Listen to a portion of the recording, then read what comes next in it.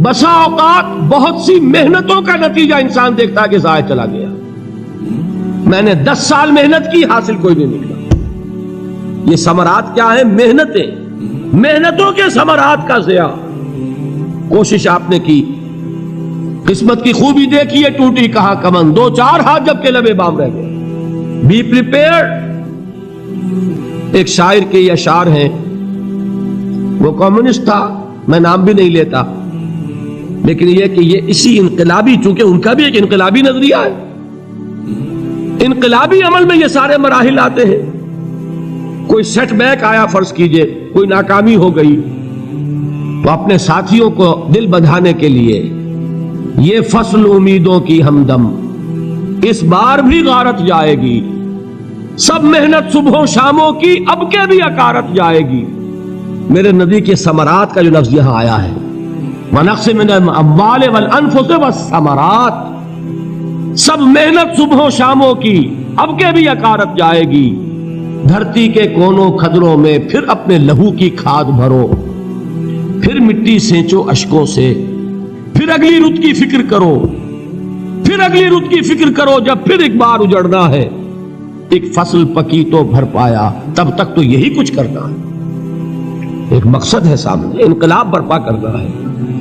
ایک کوشش ناکام ہو جائے کوئی پرواہ نہیں، نیکسٹ. پھر تیار رہو ناکامی کے لیے. ایسا نہ ہو جو انگریزی میں کہتے ہیں hope for the best but be prepared for the worst. ایسا نہ ہو کہ دوسری مرتبہ ناکام ہو کے بددل ہو جاؤ، تمہاری ہمتیں جواب دے جائیں. نہیں، پہلے سے تیار رہو کہ دوسری مرتبہ بھی ناکامی آئے تو آئے، لیکن جب تک کہ کامیابی حاصل نہیں ہوتی ہمیں یہ کام کیے چلے جائیں. دیکھیے سیرت میں آیا کہ نہیں یہ واقعہ. بدر میں مسلمانوں کو فتح ہوئی تو احد میں زک پہنچی کہ نہیں؟ 70 صحابہ شہید ہوئے کہ نہیں؟ اگر ان کی ہمتیں جواب دے جاتی تو گاڑی کیسے چلتی آگے؟ تو فرمایا وَلَنَبْلُوَنَّكُمْ بِشَيْءٍ مِّنَ الْخَوْفِ وَالْجُوعِ وَنَقْصٍ مِّنَ الْأَمْوَالِ وَالْأَنفُسِ وَالثَّمَرَاتِ. ہم تمہیں لازم آزمائیں گے، خوف کی کیفیت سے، فقر و فاقے کی کیفیت سے، بھوک سے، جان کے نقصان سے، مال کے نقصان سے، محنتوں کے حاصل کے ضائع ہو جانے سے. وَبَشِّرِ الصَّابِرِينَ، اور اے نبی بشارت دیجئے صبر کرنے والوں کو. الَّذِينَ إِذَا أَصَابَتْهُمْ مُصِيبَةٌ، وہ کہ جب ان پر کوئی تکلیف آئے، کوئی مصیبت آئے، کوئی آزمائش آئے، قالوا انا للہ وانا الیہ راجعون، وہ یہ کہیں کہ ہم اللہ ہی کے ہیں، اللہ ہی کی طرف لوٹ جانا ہے. یہ وہی انداز ہے جو میں نے فارسی کا شعر سنایا تھا آپ کو کہ سرے تسلیم خم ہے جو مزاج یار میں آئے. وہ ہمارا مولا ہے، ہمارا آقا ہے، اگر اسے یہی منظور ہے تو ہمیں بھی یہی منظور ہے. میں نے تسلیم و رضا کی بات کی تھی نا، آپ کو کچھ شعر سنائے تھے. ایک شعر اور سنیے، اور یہ کس کا ہے؟ محمد علی جوہر کا. ایک مرتبہ جیل گئے، ان کی ایک بیٹی جوان بیمار ہوئی، فوت ہو گئی. باہر چھوڑا انگریز نے، جاؤ بھائی دفن کر دو بیٹی کو. دوسری مرتبہ جیل گئے، دوسری جوان بیٹی اسی مرض میں مبتلا ہوئی. اب یہ جیل میں ہے، خبر پہنچی کہ دوسری بیٹی کے اوپر بھی اسی مرض کا حملہ ہوا ہے. ایک نظم لکھی ہے جس کا آخری شعر یہ ہے، تیری صحت ہمیں منظور ہے لیکن اس کو نہیں منظور تو پھر ہم کو بھی منظور نہیں. یہ ہے، جب تک یہ کیفیت نہ ہو اس میدان میں آدمی ثابت قدم نہیں رہ سکتا کہ میرے رب کو اگر یہ منظور ہے تو یہی مجھے منظور ہے، اور تیری صحت ہمیں چاہیے تو ضرور، لیکن ہمارے رب کو منظور نہیں تو ہمیں بھی منظور. راضی برضائے رب. وَبَشِّرِ الصَّابِرِينَ الَّذِينَ إِذَا أَصَابَتْهُمْ مُصِيبَةٌ قَالُوا إِنَّا لِلَّهِ وَإِنَّا إِلَيْهِ رَاجِعُونَ. نہ شود نصیب دشمن کے شود ہلاک تیغت، سر دوستہ سلامت کے تو خنجر آزمائے. اولئک علیہم صلوات من ربہم ورحمہ، یہی ہے وہ لوگ جن پر ان کے رب کی طرف سے عنایتیں ہیں اور رحمتیں ہیں. وَأُولَٰئِكَ هُمُ الْمُهْتَدُونَ، اور یہی ہے وہ لوگ جو کامیاب ہونے والے ہیں، ہدایت پانے والے، ہدایت یافتہ.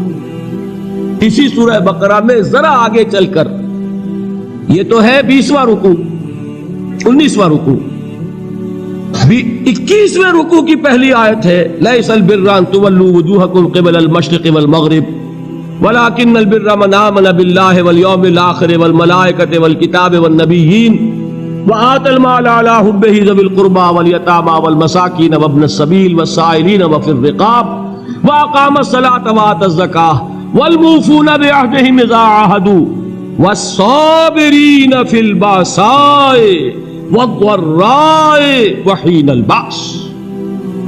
اب یہ آیت جو ہے سورۃ العصر میں جو مضامین آئے تھے سارے اس میں موجود ہیں۔ وہاں ایمان کا لفظ آیا، یہاں 5 ایمانیات کی تفصیل آ گئی، اعمال کی تفصیل آئی، اور آخری بات وہاں کیا ہے وتواصوا بالصبر، اور یہاں کیا ہے والصابرین فی البأساء والضراء وحین البأس، اور صبر کرنے والے، اصل نیکی ان کی ہے جو صبر کریں، کس میں؟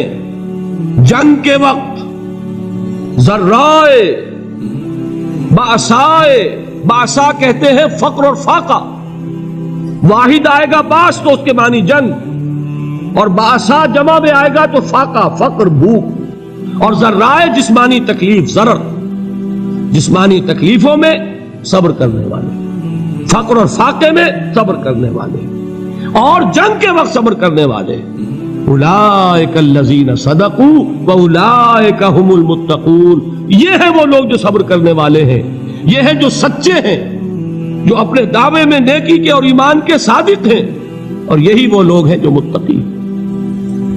اگلی سورت ہے سورہ آل عمران، اس میں 2 لفظ آئے ہیں، آخری آیت یا ایھا الذین آمنوا اصبروا وصابروا ورابطوا واتقوا اللہ لعلکم تفلحون۔